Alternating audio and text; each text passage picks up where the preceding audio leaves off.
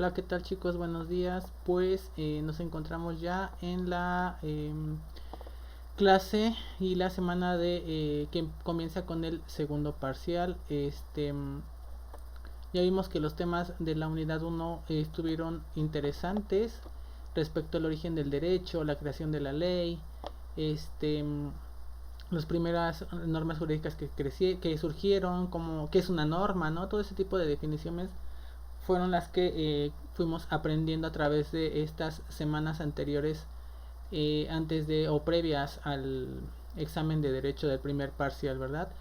En esta nueva semana, en esta nueva unidad o segundo bloque del segundo parcial, vamos a hablar de lo que son las fuentes del derecho como primer tema.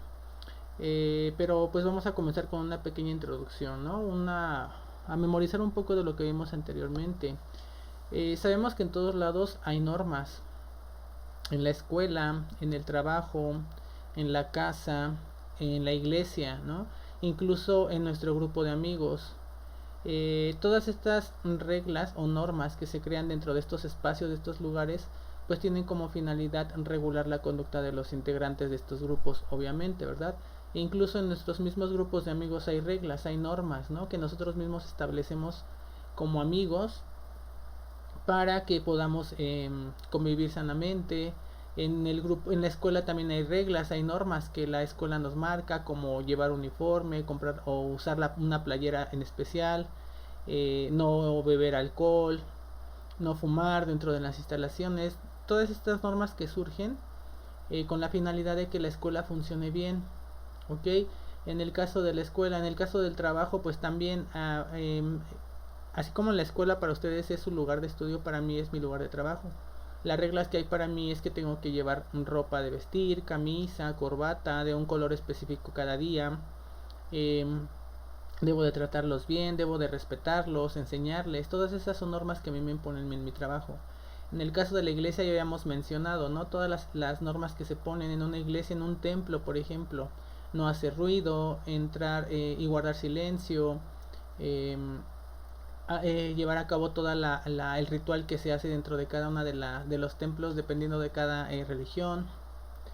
Y como les digo, en nuestro grupo de amigos, ¿no? No traicionarnos, no golpearnos, defender a nuestros amigos. Todas esas son normas que nosotros vamos creando. Y el objetivo de todos estos grupos es el mismo, regular nuestra conducta en estos grupos. Entonces, eso es lo que nos debe de quedar claro, chicos, en cuanto a la finalidad de una norma, ¿no? Ahora, lo que se establece en estos grupos, estas normas que nosotros establecemos, es necesario acatarlos. En algunos casos, si no se cumplen, hay sanciones. A lo mejor en nuestro grupo de amigos no. A lo mejor en la escuela sí debe de haber sanciones. Si ustedes no llevan el uniforme, la playera que se les pide, no pueden entrar a clases. Si meten alcohol, pueden ser expulsados. Si fuman, también pueden ser expulsados. Entonces, si no se acatan estas normas, pues hay una sanción, ¿verdad? Ahora, ya comentamos que las normas son reglas de conducta obligatorias de diversos tipos y características. Déjenme expandir la imagen que se me olvidó. Este, Diversos tipos y características, es decir, ya habíamos visto en el parcial pasado normas sociales, cuáles eran las normas morales, las normas jurídicas, las normas religiosas, ya habíamos hablado de ellas, ¿verdad? Entonces nada más es mencionarlas, y que algunas son de conducta obligatoria de diversos tipos y características.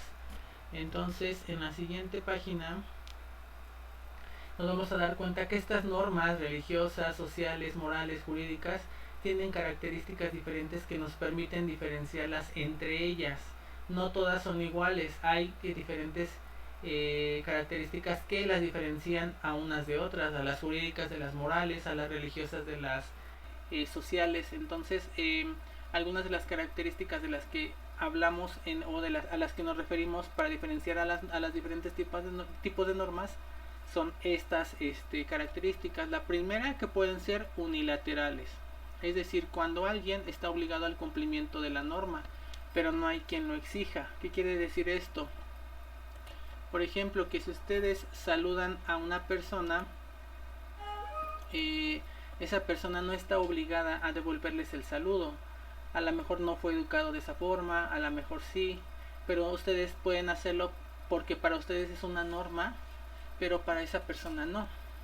Si ven a una persona en la calle y la saludan, ella no está obligada a devolverles el saludo, simplemente pues puede decirles buenas tardes, buenos días, pero no está obligada a que les devuelva el saludo. Simplemente para ustedes es una norma porque a ustedes, o una regla que a ustedes les enseñaron o les impusieron y que ustedes así la hacen, la acatan, ¿ok? Ese es un ejemplo de norma, de características que pueden ser unilaterales estas normas. También pueden ser bilaterales, es decir, imponen deberes y conceden facultades, ¿ok? Bilaterales porque así como tenemos que cumplirlas, también nos conceden derechos, como es el caso de en la Constitución Política. La Constitución Política de los Estados Unidos mexicanos nos impone deberes, pero también nos concede facultades, nos impone reglas que debemos de seguir, pero también nos da derecho a la educación, al trabajo, a la salud, a una vida digna. Entonces tanto impone deberes como concede facultades. Ahora también puede ser una característica que son autónomas en el caso de la conducta de una persona. Para una persona la conducta es importante para ella, portarse bien, comportarse en un evento, en el caso de un restaurante utilizar cubiertos, el respetar a otra persona, hablarle de usted. Todo ese tipo de normas que pueden ser autónomas, para unas personas pueden aplicar y para otras no. Cada quien depende de nuestra conducta, es como nosotros las aplicamos. Pueden ser heterónomas, normas creadas, que la norma es creada por un sujeto y quien la cumple es otro. Se habla del ejemplo de un matrimonio, ¿no? Se hicieron reglas en el matrimonio, entonces el que las crea puede no estar casado y quien las tiene que acatar es el que se va a casar. Entonces ese sería un tipo de reglas que son creadas por unas personas, pero las que tienen que cumplirlo son otras, ¿ok? Otras pueden ser interiores, las características de una norma que pueden ser internas, regular la conducta interna de una persona, como habíamos dicho, a lo mejor las normas morales, ¿no? Que para lo que nosotros creemos que está bien o está mal, o esa puede ser la parte interior, pero la exterior, que la conducta externa debe adecuarse a lo establecido, es decir, en la característica exterior es que sí tenemos que cumplir las normas que se nos establecen porque si no hay una sanción. Ahora, que pueden ser coercibles, es decir, ¿a qué se refiere con coercibles? Coercibles es como un sinónimo de fuerza.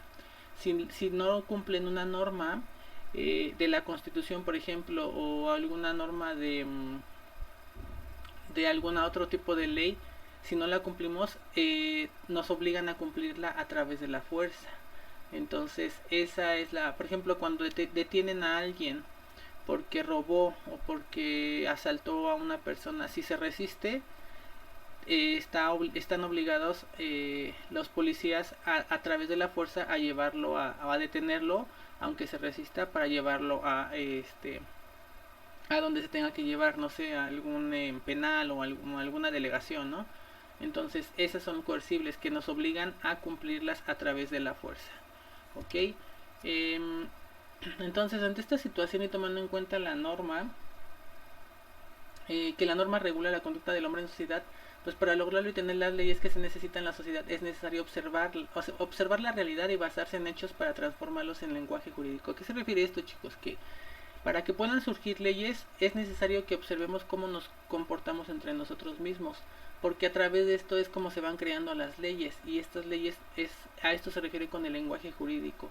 A veces es necesario que observemos cómo nos comportamos, que en dónde tenemos que crear leyes para que podamos convivir, en el aspecto de la seguridad, en el aspecto de la justicia.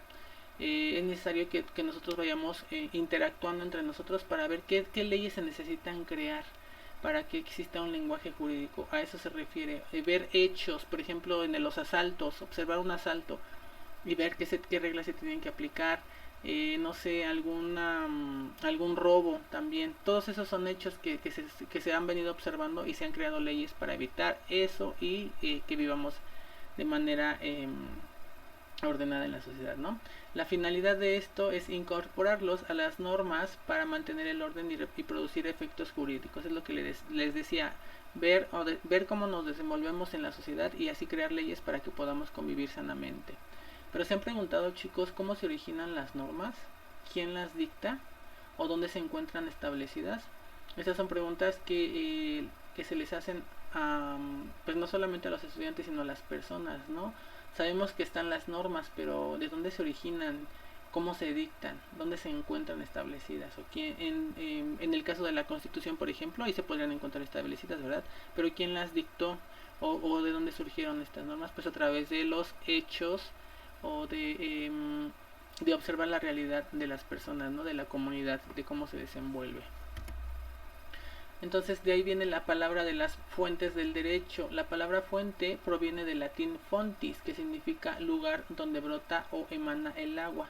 Obviamente esta es una definición en general, no de derecho, pero en el caso del derecho se refiere a que las normas tienen un origen, es decir, a que existen formas de creación que pueden ser por diversos medios, es decir, cómo surgieron estas normas, de la historia, de los acontecimientos que sucedieron, de diferentes situaciones, ¿no? que fueron evolucionando en la historia de la humanidad, y de ahí se fueron creando las leyes.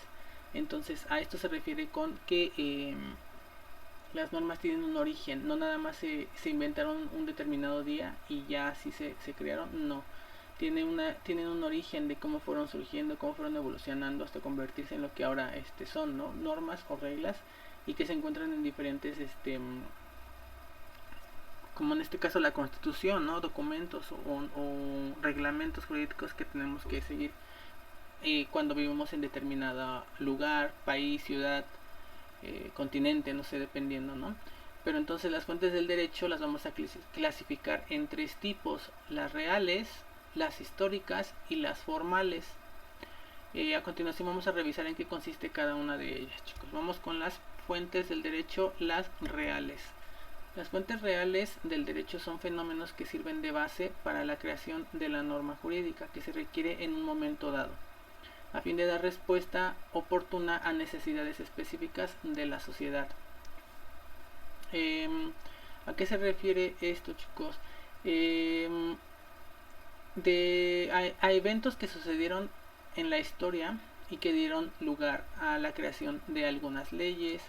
En el caso de, por ejemplo, la esclavitud en África, o ¿qué otro ejemplo? Aquí tenemos de ejemplo la Revolución Francesa, ¿no?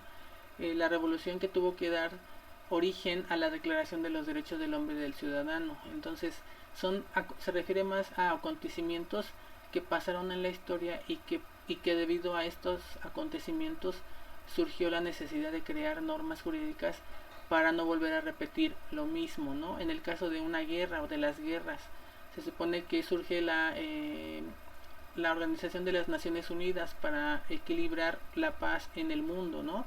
Para que no haya guerras, para que no contaminemos el planeta, para que no haya esclavitud, para que no haya maltrato a las mujeres. Todo esto viene de la historia, no es de ahorita, viene de años o de siglos, incluso previos a que estas normas existieran, y por eso, por estos efectos o por estos problemas sociales que se presentaron, fue necesario crear normas jurídicas que evitaran estas situaciones, ¿no? A esto se refiere con las fuentes reales, fenómenos que fueron base para la creación de una norma jurídica en un momento dado. Quiere decir que a lo mejor se crearon reglas que en algún periodo de la historia funcionaron, pero que ahora a lo mejor ya no. Entonces puede que esa situación se haya dado a lo mejor en el caso de la esclavitud, ¿no? Para ellos en esa época de la esclavitud, a lo mejor para unas personas era una norma tener esclavos, pero conforme fuimos evolucionando y a ser personas más civilizadas, pues nos dimos cuenta que la esclavitud no debe existir, porque no se debe de maltratar a las personas ni obligarlas a hacer algo que no quieran. ¿Están de acuerdo? Entonces, fuentes reales es esto, chicos. Y un ejemplo de una fuente real, la Revolución Francesa, la cual fue tan importante el suceso que ocurrió en Europa, que dio origen a que se crearan los derechos humanos del hombre y del ciudadano, para poder evitar guerras o otra revolución como la francesa, y que pudiéramos vivir de manera organizada en la sociedad. Entonces, después de las fuentes reales vienen las fuentes históricas. Las fuentes históricas son las contenidas en documentos o materiales que ya no tienen vigencia, pero que la tuvieron en algún tiempo y lugar en la historia. Por ejemplo, las leyes que se encuentran en papiros, en pliegos, etc. En el caso de las fuentes reales, les comento, fueron hechos históricos, fueron acontecimientos que dieron origen a la creación de normas.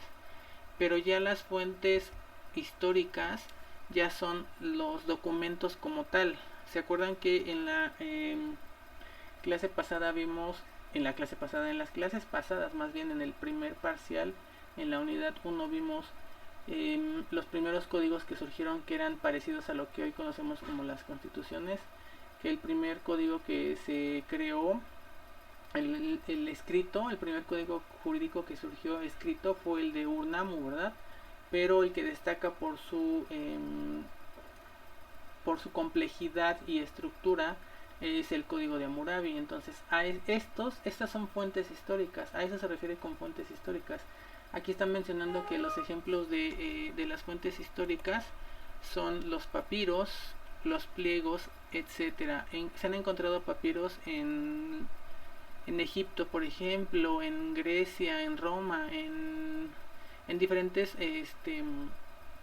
ciudades o países que se elaboraron, y ya donde estaban establecidas ya reglas y normas para que los ciudadanos pudieran vivir de manera equilibrada en sociedad, ¿no?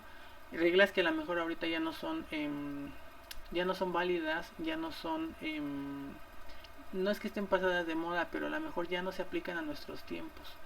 Sin embargo, en esos momentos fueron importantes para esa sociedad, para esa cultura, para esa religión, para ese país, ¿no? Entonces, así es, esa es la evolución de estas fuentes históricas, ¿no? Pero entonces hay que diferenciar de las históricas, las reales. Las fuentes reales, recuerden, volvemos a dejarlo claro. Fuentes reales, todos los fenómenos que sirven de base para la creación de una norma, fenómenos históricos. En el caso si en el examen se les preguntara fuentes reales, pues la Revolución Francesa sería un ejemplo, ¿no? Pero sí tienen que dejar claro cuáles son las fuentes reales, fenómenos que sirven de base para la creación de una norma jurídica. Y un ejemplo, pues la Revolución Francesa, ¿no? Pero pues ahí está en el caso de nuestro país, la Revolución de la Independencia, por ejemplo, que dio origen a una constitución, ¿no? O la Revolución de 1917, o ese tipo de situaciones son fuentes reales, chicos, fuentes reales, que son historias, son fenómenos que sucedieron en la historia para dar origen a leyes. Esa es la diferencia entre las fuentes reales y las históricas. Las históricas ya son los documentos como tal, ya son los papiros, los pliegos, la ley de las 12 tablas, por ejemplo, que vimos en las clases pasadas, ¿no? La ley de las 12 tablas también puede ser una fuente histórica. El código de Hammurabi, el código de Urnamu también son fuentes históricas. Entonces hay que tomar en cuenta, o hay que poner de ejemplo, estos documentos para diferenciar las reales de las históricas, ¿ok? Ahora, las fuentes formales. Dice, son los procesos de creación de las normas jurídicas. Cada fuente formal está constituida por diversas etapas que se suceden en cierto orden y deben realizar determinados supuestos. A continuación conocerás las principales. Entonces, las fuentes formales son procesos de creación de normas jurídicas, ¿ok? Cada fuente, porque son varias, está formada por varias etapas que suceden de acuerdo a un orden y se deben de realizar a través de determinados supuestos. ¿Cuáles son las principales fuentes formales? La ley, por ejemplo, ¿no? Es el conjunto de normas jurídicas creadas por un órgano especializado mediante un procedimiento legislativo. En el caso de nuestro país ya dijimos que el poder legislativo es el que legisla y hace la ley, ¿verdad? Entonces esa es la fuente formal, la ley, conjunto de normas jurídicas creadas por un órgano especializado en crear leyes. La costumbre es otra fuente formal. Es la repetición reiterada de ciertos actos humanos que terminan por ser reconocidos socialmente, en general practicada por todo el grupo social, de largo uso en el tiempo y notoria. Por ejemplo, en México hay comunidades indígenas que resuelven los conflictos entre sus miembros con base en sus usos y costumbres. Esa es la costumbre, chicos. Por ejemplo, un grupo indígena que es en su forma de vida son grupos autónomos. Entonces ellos tienen sus propias reglas, sus propias costumbres, A eso se refiere con la costumbre, con las fuentes formales, el ejemplo de la costumbre, ¿no?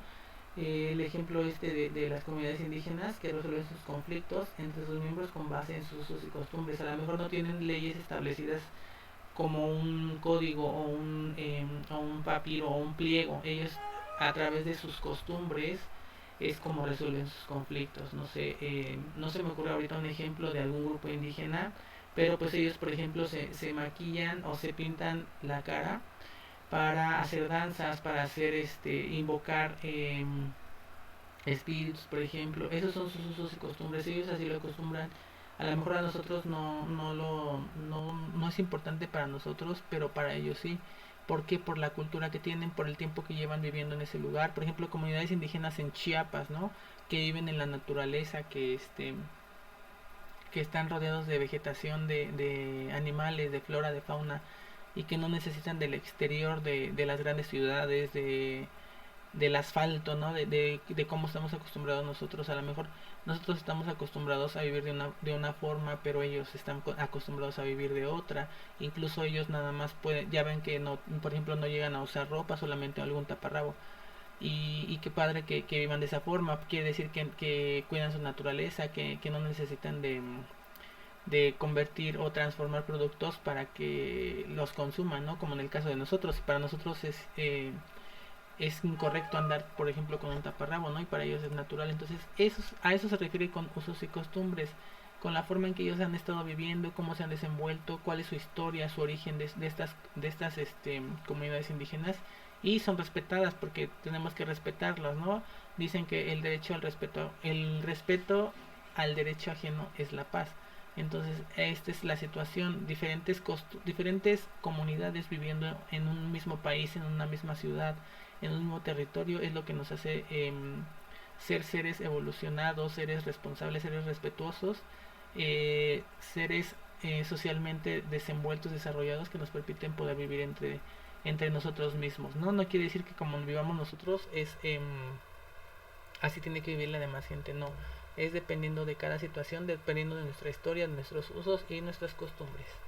Vámonos con la jurisprudencia. Cuando la ley no es clara o presenta lagunas, que existan conductas no reguladas, intervienen los tribunales especializados para interpretarla y asignarle su justo sentido en términos de la ley misma. Esa es la jurisprudencia. Cuando una ley no nos queda clara o tiene deficiencias para poder ser aplicada, pues los tribunales especializados en esta parte de la ley son los que van a ayudarnos a poder entenderla y asignarnos lo que se tiene que respetar y lo que se tiene que acatar. Esa sería la parte de la fuente real de la jurisprudencia. La siguiente, la doctrina. Conjunto de estudios de carácter científico que realizan los juristas sobre el derecho. Cómo representan una opinión de particulares, los resultados de estas investigaciones no tienen fuerza obligatoria. Esto se refiere de la doctrina a todos los estudios que se han hecho científicamente, ¿no? De personas que se dedicaron a estudiar derecho, filosofía del derecho, no solo de estos tiempos, sino de tiempos antiguos, de tiempos atrás, que fue como fue surgiendo el derecho y cómo fue evolucionando hasta ahora, ¿no? A eso se refiere con la doctrina, como el conocimiento, como el estudio de estas leyes, de estas legislaciones, de esta forma de vida a través del carácter jurídico, ¿no? La opinión que tiene cada uno de estos especialistas en derecho, de estos filósofos, de estos ¿cómo se les puede decir? Maestros o estas personas especializadas en el derecho, ¿no? Esto se refiere a la doctrina. Todas estas investigaciones que a lo mejor ya no tienen una fuerza obligatoria, pero que en su momento fueron importantes para que el derecho fuera evolucionando, ¿no? Esta es la parte de la doctrina. Ahora dice los principios generales del derecho. Esta es la última de las fuentes reales, ¿no? Frases o ideas que permiten auxiliar al intérprete del derecho en la búsqueda del sentido y significado de las normas. Entonces tenemos lo que son las fuentes formales, que es la ley, la costumbre. Déjenme quitar esto. La ley, la costumbre, la jurisprudencia, la doctrina y los principios generales del derecho. Son 5 fuentes formales del derecho, chicos, que tenemos que conocer y memorizar, porque obviamente son temas que van a venir en el examen. Les puedo preguntar que me mencionen las fuentes formales del derecho y ustedes ya deben de saber a cuáles me estoy refiriendo: a la ley, la costumbre, la jurisprudencia, la doctrina, los principios generales, ¿ok? Si les menciono que me expliquen qué sucede con las fuentes históricas, ustedes me tienen que decir que son todos los documentos que, aunque no tengan vigencia en algún tiempo, tuvieron lugar en la historia, ¿no? Y me pueden mencionar ejemplos: papiros, pliegos. Ahí están las 12 tablas, el código de Hammurabi, el código de Ornamo. Si les pregunto fuentes reales, pues ya también saben que me tienen que explicar qué es todos esos fenómenos que tuvieron lugar en algún periodo de la historia y que dieron origen a algún tipo de derecho, como en el caso de la Revolución Francesa, que dio origen a la Declaración de los Derechos del Hombre y del Ciudadano. Ok, y igual también la palabra, de dónde proviene la palabra fuente, ¿no? Del latín fontis, cuál es su significado y cómo se aplica este significado, que al principio a lo mejor no es de derecho, pero que se le puede amoldar. Cuántas fuentes del derecho hay, las 3 que le acabo de mencionar. Y pues en el caso de las características de la norma, ¿no? Que ya habíamos mencionado, que si son unilaterales, que si son bilaterales, autónomas, heterónomas, que si son interiores, exteriores o coercibles. Ya deben con esta explicación que les di, pues saber a qué nos referimos, ¿no? Entonces, yo creo que sería todo por esta parte de la primera clase de derecho. Espero que no se me haya pasado nada, espero que lo hayan tenido claro todos. Y si tienen alguna duda, pues obviamente lo vamos a ver en la clase de Zoom, para preguntarles, y cualquier duda que tengan me la hagan saber y ya les vuelvo a explicar si hay algún tema que no entendieron, o alguna de las características, o alguna de las fuentes del derecho que no hayan entendido, pues para explicárselas con algunos otros ejemplos y así les quede clara el tema, chicos. Entonces ahorita seguimos en la clase de Zoom, y aquí le dejamos con este tema de las fuentes del derecho, chicos. Muchas gracias. Continuamos.